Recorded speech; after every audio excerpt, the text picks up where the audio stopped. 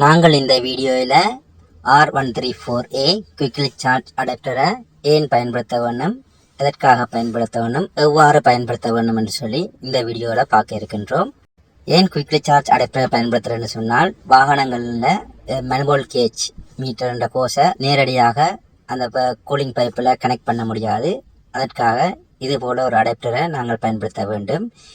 இந்த quickly charge அடாப்டரை ஒரு சிலாக்கள் quickly charge adapter, quickly coupler, charging valve, service valve, manual service valve என்று பல விதமான பெயர்களை கொண்டு அழைப்பார்கள். இதை நாங்கள் எப்படி பயன்படுத்த வேண்டும் என்று சொன்னால், இந்த வால்வோட மேல் பகுதி, அதாவது டாப்பில் க்ளோஸ் ஓப்பன் என்று எழுதியிருக்கு. அதை clockwise anticlockwise இந்த பொசிஷனில் திருகும்போது அது ஓப்பன் க்ளோஸ் தொழிற்படும்.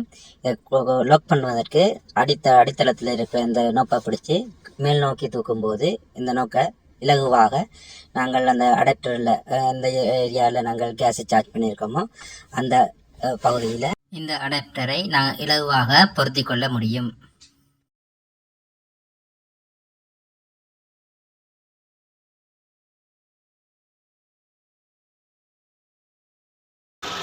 இந்த குயிக்லி சார்ஜ் அடாப்டரை இது போன்ற இடங்களில் எளிதாக நாங்கள் பயன்படுத்தி கேஸை சார்ஜ் பண்ணி கொள்ளலாம்.